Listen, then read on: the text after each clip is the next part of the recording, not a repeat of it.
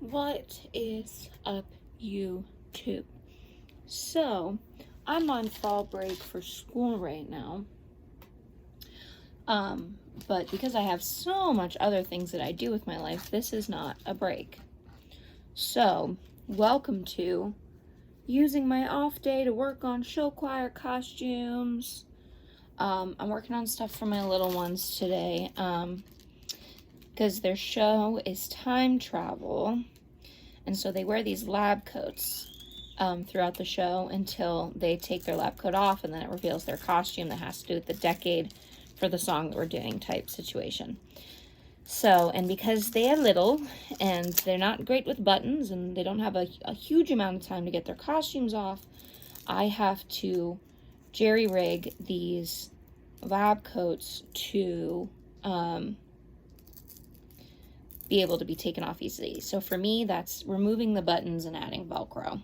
I could have asked for a costume mom for my group, or I could have seen if anyone was interested. And because I am the person that I am and I can handle costume design and costume construction and things like that, I just do this stuff myself. So I know very well that I could not have to deal with this stress, but I also feel awful being this person who's adding so much more than needs to be added to an elementary school show choir and then asking someone else to do all that. So there's that too. You can disagree, you can agree, you can disagree, but I'm still going to be me. And then if they don't turn out right, the only person I have to blame is myself.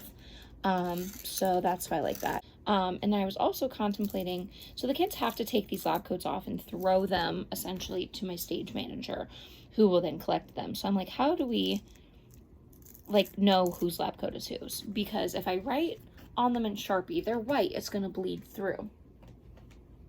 And so then I was thinking, what if I have a Cricut. I'm like, what if I iron on vinyl their names to them, just like on the pocket, just like something small. So then it's also like they can have this, to play dress up in the years to come, because they're little. They're 2nd through 5th graders. So I think I'm going to try that out after I finish with all these buttons to see if it'll work. But yeah, so if I can get this lab coat. Okay, this one's on a hanger.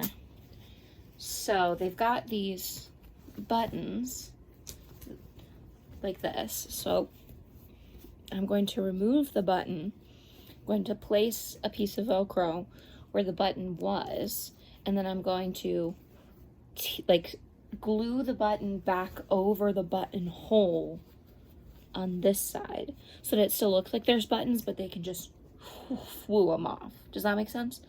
I'm asking, I can hear a response. But yeah.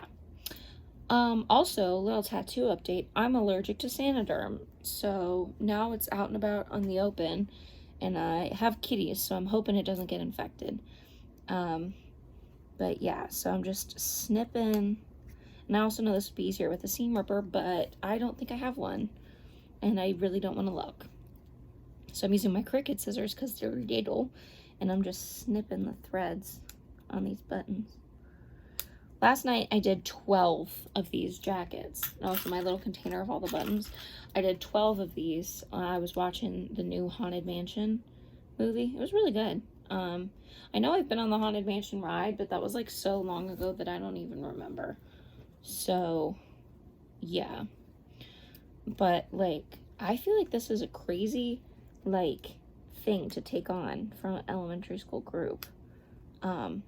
But you know what? I am crazy. And I'm like, you gotta find a way to make things exciting for yourself, right?